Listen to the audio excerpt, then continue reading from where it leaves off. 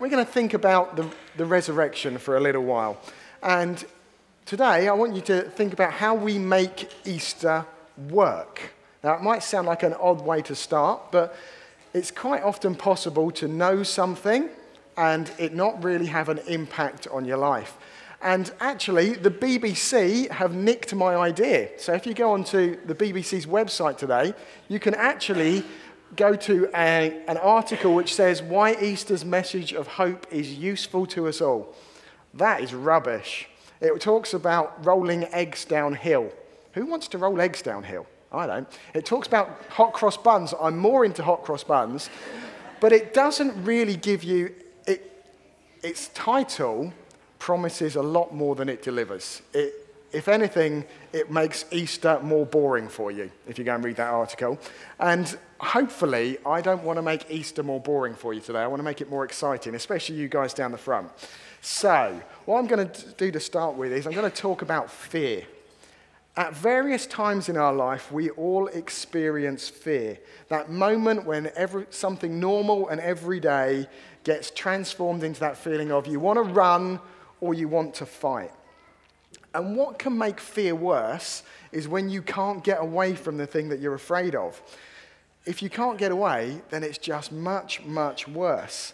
And as a child, I had a couple of bad experiences with dogs in very, very quick succession. And that led me to develop a bit of a phobia about dogs for quite a long time. And when I say a bit of a phobia, I mean full-level terror. If I saw one across a field, I would not be overly comfortable. And what used to make that terror worse and feed it quite regularly is that my parents used to go round the house of one of their friends after church on Sunday nights. And because I was the youngest of three and my brother and sister were teenagers, they went off and did something fun. I got dragged along with my parents round someone's house and had to listen to them talk for hours. And what made this house worse, it was the house of one of the dogs. And this dog knew. This dog knew I was scared of it, and it loved it. I'm sure it loved it, because what it used to do is it would sit in front of the toilet. It knew at some point, because I was getting plied with juice and things like that, I was going to need to go past this dog. And it just used to sit there looking at me, and I would look at it, and it was just a horrible moment. I was terrified in that house. There are different types of fear that we experience, though. We might fear being alone. That's probably a bit bigger than the fear of a dog. We might fear ending our lives without any companionship and intimacy. We might fear losing our mobility as we get older. We might wonder what's going to happen to us. We might even have the big fear, death. What happens when we die? What happens next? Is there anything next? And if there is a God, how do we get right with that God? That can be a really big fear for us. Fears can buzz around us like a wasp in a car. Again, I'm unveiling my soul to you here today. But when a wasp has flown in the car, I hate that moment. You can hear the buzzing and you just wonder where it is. And you're trying to drive while looking for something to whack it with at the same time. I hate it when one of those little yellow and black abomination flies in the car. Now, I've already done anti-dog, I shouldn't do anti-wasp as well. What I want to say is this: Easter destroys fear. Easter destroys fear. If we understand it right and if it works for us, Easter destroys fear, whatever it might be. If you've got a fear of old age, if you've got a fear of being alone, if you've got a fear of death, Easter destroys fear. And what I want to give you today is 3 tips for making Easter work. And it might be you've been a Christian for 2 weeks, it might be you've been a Christian for years, it might be you're not sure at all. I want to give you something to make Easter work for you. And we're going to do it by asking 3 questions. And these might be questions you get to chat to the person next to you about. Let's see how brave we are if we're going to do that. Because these questions are ones that are in the Easter story, and they might be ones you've thought of, but you've never brought front and center before. So we're going to look at them. So the first question I want you to think about is this one. Why was the stone rolled away? So when the women go to the tomb, why is the stone rolled away? Take 20 seconds, chat to the person next to you, try to answer that question. Why was the stone rolled away? And I know we're British and we don't do chatting to our neighbour, but let's go for it. Let's just try it for a second.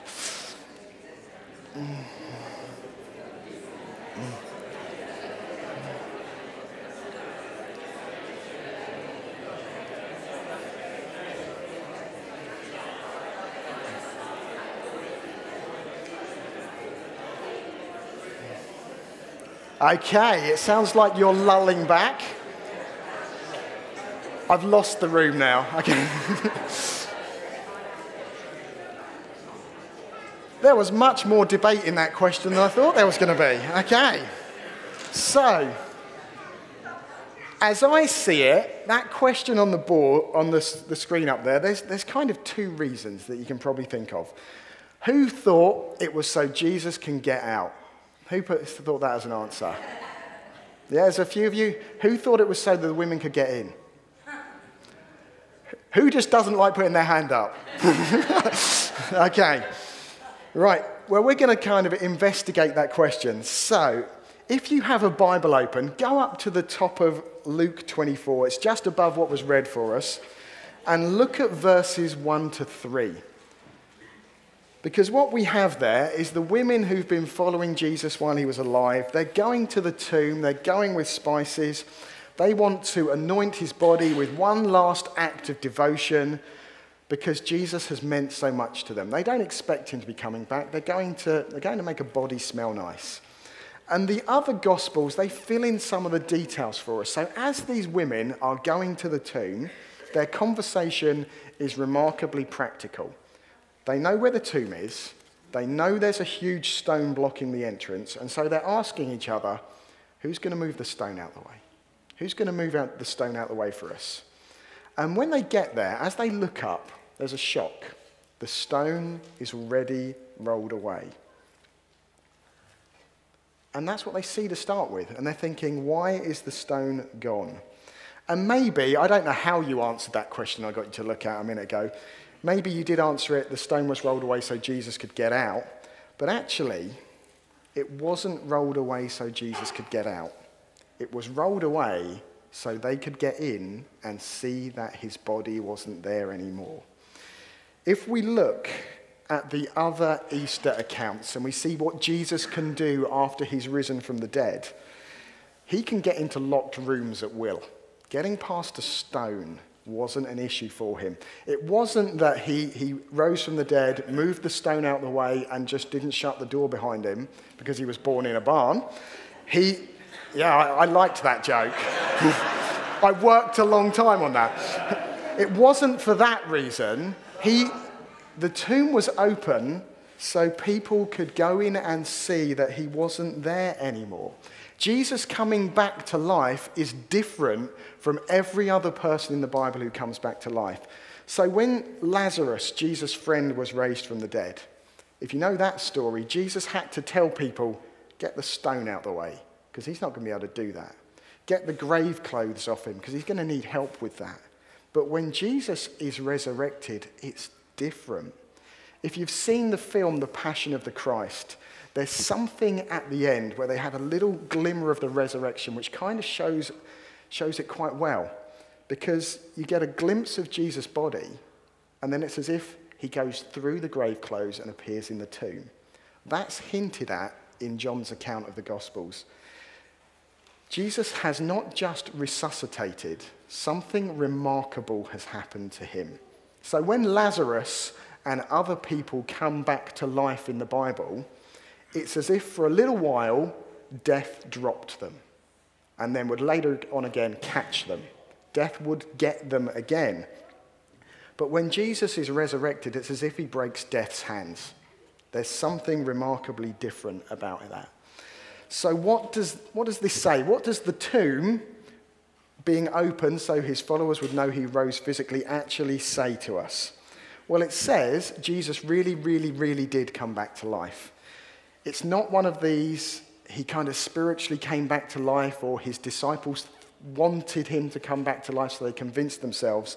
They really did believe he came back to life and they saw him. So when you read the accounts of the resurrection, they include really weird details. So you get names of people. You get names like Cleopas and Mary. When they talk about his death, you get the names of the sons of the man who carried the cross. There's a reason for this, so that if you were alive at the time, you could go and ask them. That's why they put these bits in. They remember those little details like Jesus ate broiled fish. Why do they put that? Because they're remembering an event that they witnessed. They remember things like Peter in a fishing boat, seeing Jesus on the beach, putting his coat on and then jumping into the water. That's not a sensible thing to do. They're remembering stuff that they witnessed. They even remember the amount of fish that they caught on that day. Why are they doing that? Because they want people to know it really, really happened. It really happened. The names are written down so you can go and ask the people. And so when the leaders of the church, who by the time the Bible is written are turning the world upside down, they're allowing themselves to be seen in a ridiculous light at times. By that stage, they're great leaders. They allow themselves to be written down as clueless. There's a reason for that. And the reason they're doing it is because Jesus truly, truly is alive. It wasn't imaginary to them. It wasn't some spiritualized thing. If you were trying to write a fictional account in their day of how someone came back to life, you would not have done it the way they did it. You wouldn't have included women going to the tomb because women's testimony counted for nothing in their world. So why would they be the first people to see Jesus raised? They're trying to say to us, he really, really, really did rise. And that's awe-inspiring. That's something you can't be half-hearted about. You can't be half-hearted about it. It's either something you believe or it's something that you don't. And if you believe it, it is fear-destroying. It's fear-destroying because where Jesus goes, you go. His future is your future. He comes back physically, you'll come back physically. He walked on the beach. He had barbecues. He embraced people. That's the future for Christians, not some kind of disembodied harp-playing existence. It's walking around and seeing people. It's an amazing future. So one of the ways you make Easter work is you look at, maybe this is the place to start for some, you would look at whether he really, really did rise from the dead. The people who were there believed it enough to die. That should speak to us. Okay, what's the second thing to take away from making Easter work? You might have noticed it when Michael read the bit about he meets two of his followers and they walk along the road, and it says right at the very start, they were kept from seeing him. And I confess, it felt a little bit like Scooby-Doo to me. So you know there's the bad guy, and at the end there's the unveiling. It's as if Jesus is the Scooby-Doo baddie, and this is where my analogy breaks down. But it's as if he reveals himself at the end. And so here's the second question I want you to think about with the person next to you for a moment. In that moment, when he's meeting his two followers, why does he hide his identity for a bit? So take 10 seconds, chat to the person next to you, try and answer why you think Jesus hides his identity. You've done it once, you can do it again. Go on, have a little chat.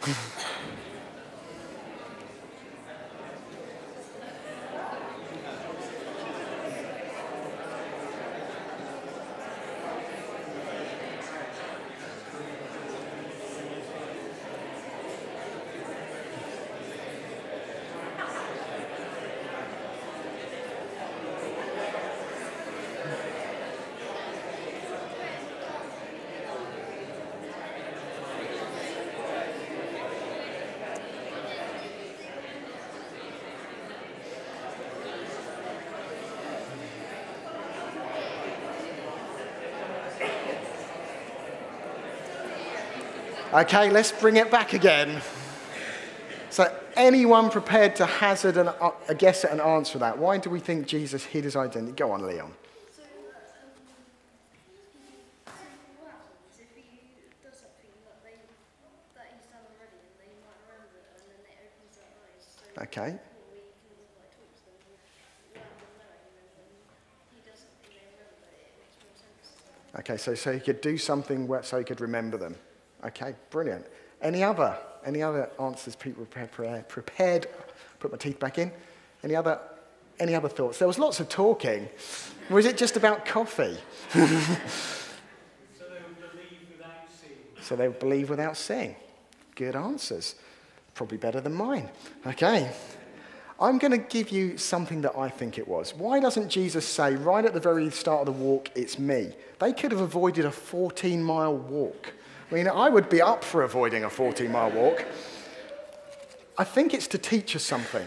It's to teach us that if Easter is going to work for you, you've got to spend some time walking with Jesus.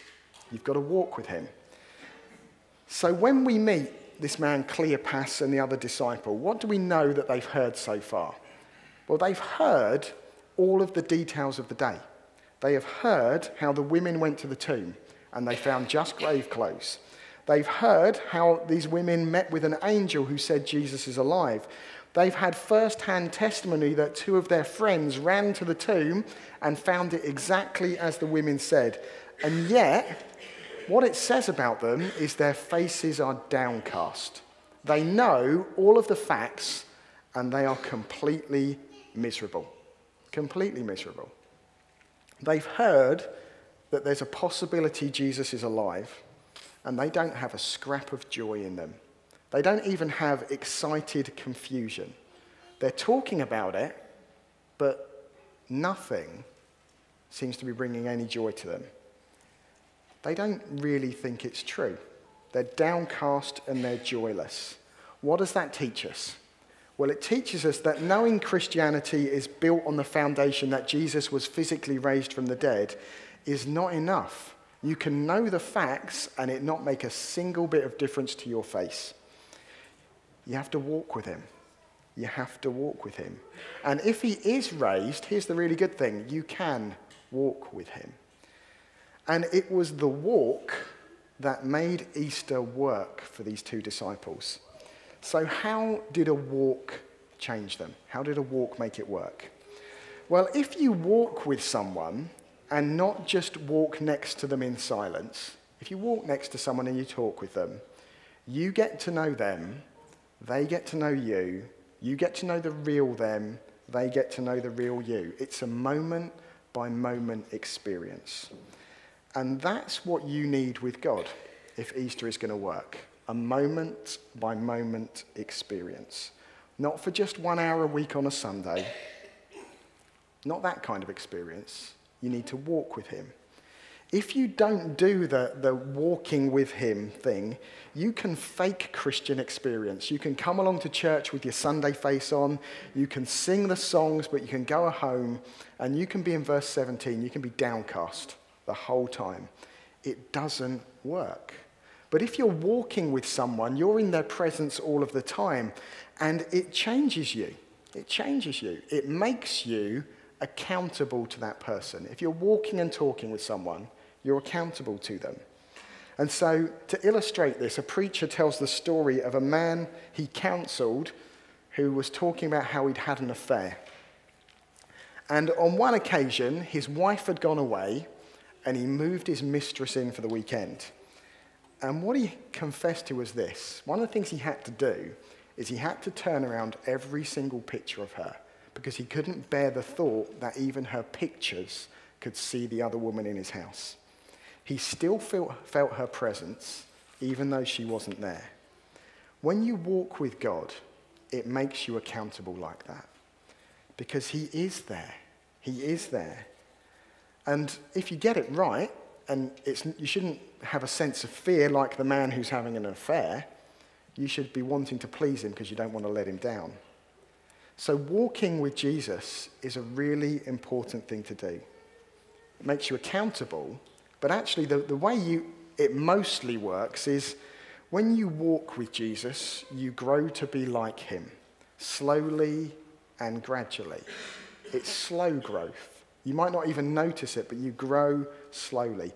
We often want to grow at a sprint. So when we become Christians, we think, I want to get over all of my troubles as quick as I can and become who I'm supposed to be.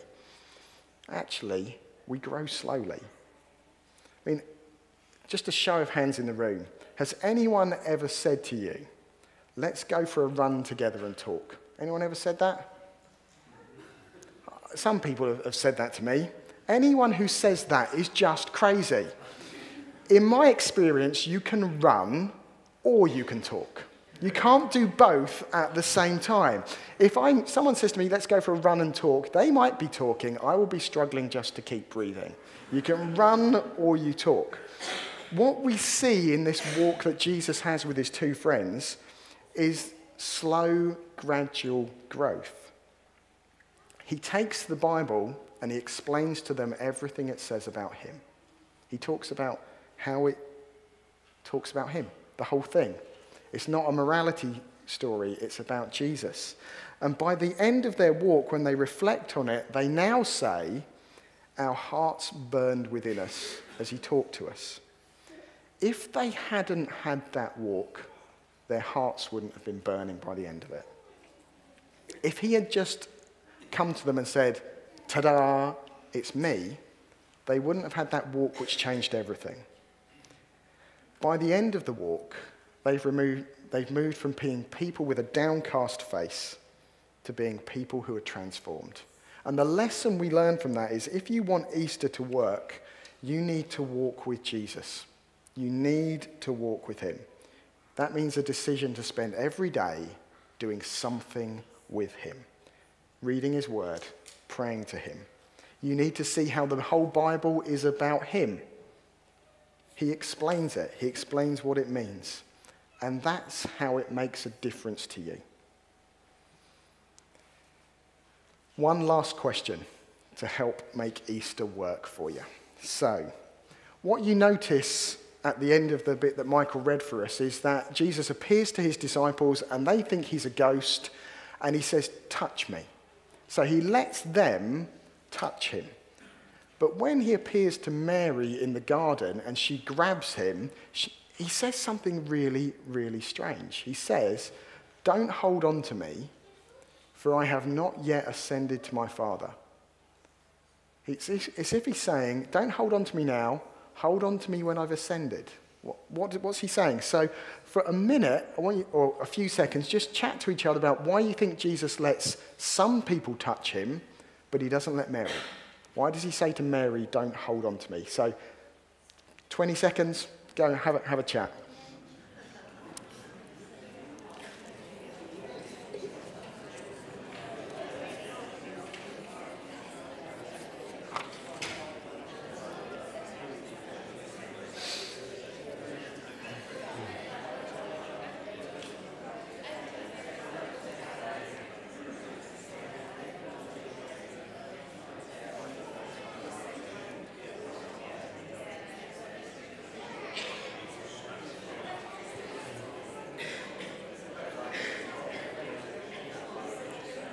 Okay, let's pull that back together.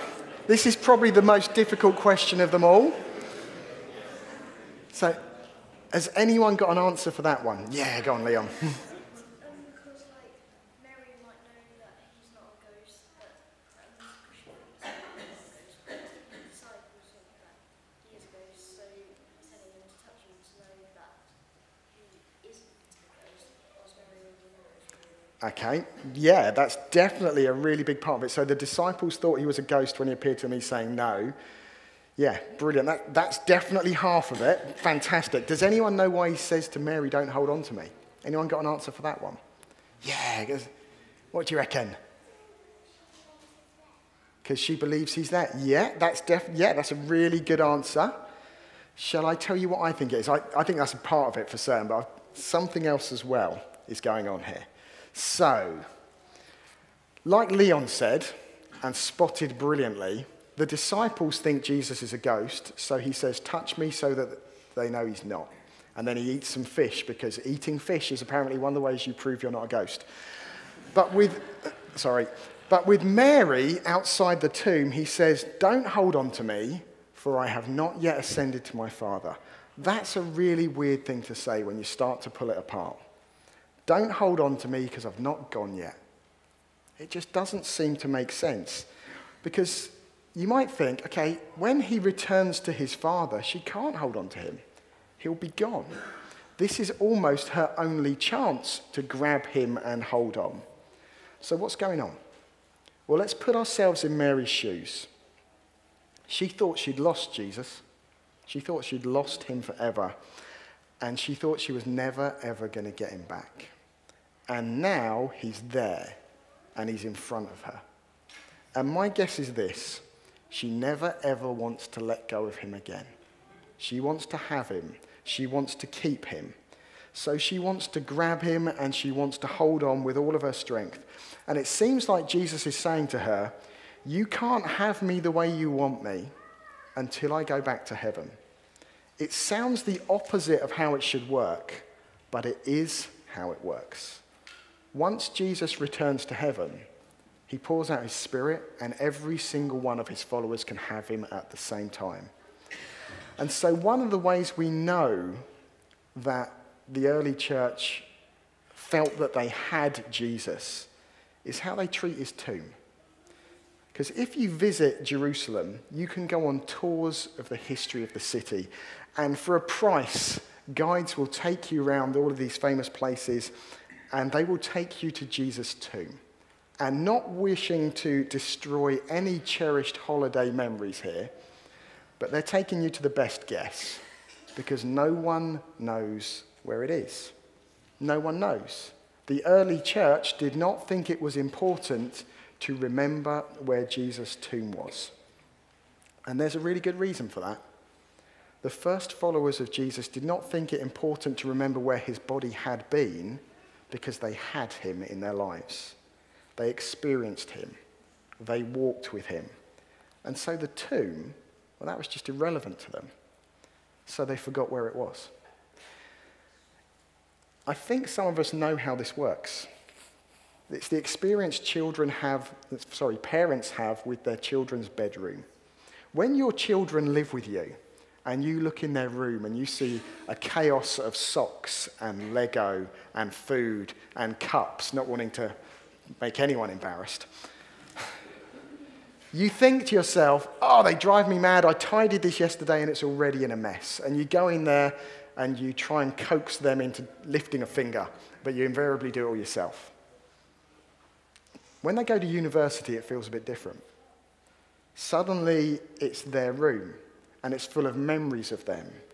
And maybe you want them back in it. Maybe you go and sniff their pillow so you can smell them. And when you do that, you feel closer to them. When there's a tragedy, when you hear tragedies of when families lose a child, often that room takes on the form of a shrine.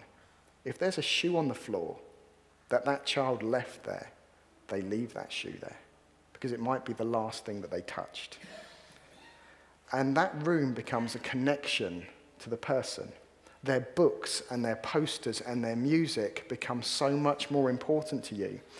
Parents who lose a child often leave that room exactly how it was. And graves work the same way as well. People visit graves to be close to the person that they lost. The followers of Jesus forgot where his tomb was because they experienced him. They experienced him as they walked with him daily and as his Spirit worked in them.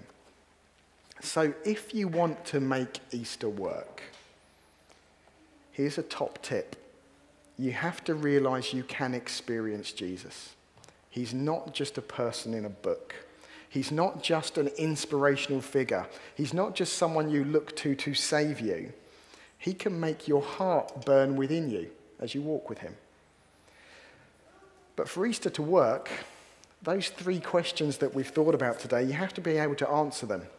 Why was the stone rolled away? Why did Jesus hide who he was? Why did he let some people touch him and some not?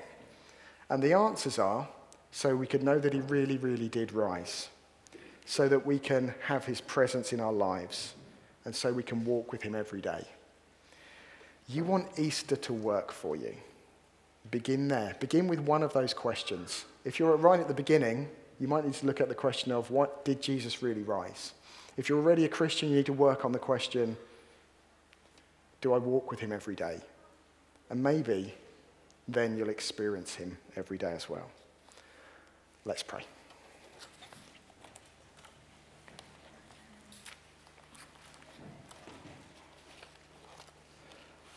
Father God, we want to thank you for the Easter story, because it's not a story.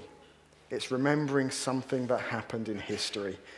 And this morning, we would ask that whichever one of those questions we've thought about we need to grapple with the most, you'd make us go home grappling with it. So if we're someone who's come here today and we're not sure whether Jesus really did rise from the dead, then let us begin grappling with that question, because that's where we need to start. And if we're someone who believes that Jesus rose from the dead, but we would describe ourselves as being like those two guys at the start of the walk with a downcast face, then help us to begin the task of walking with you daily. And as well as walking with you, we ask that we might experience you, because you have ascended to your Father now. Jesus is with the Father. And so we can experience you in day-to-day life the way Mary wanted to. So we can, in a way, touch you. We would ask that today, whatever we need to make Easter work, you would help us take the first step. And so that in the coming weeks, we'll have that slow growth where we suddenly realize that our hearts are burning within us. And we ask this all in Jesus' name. Amen.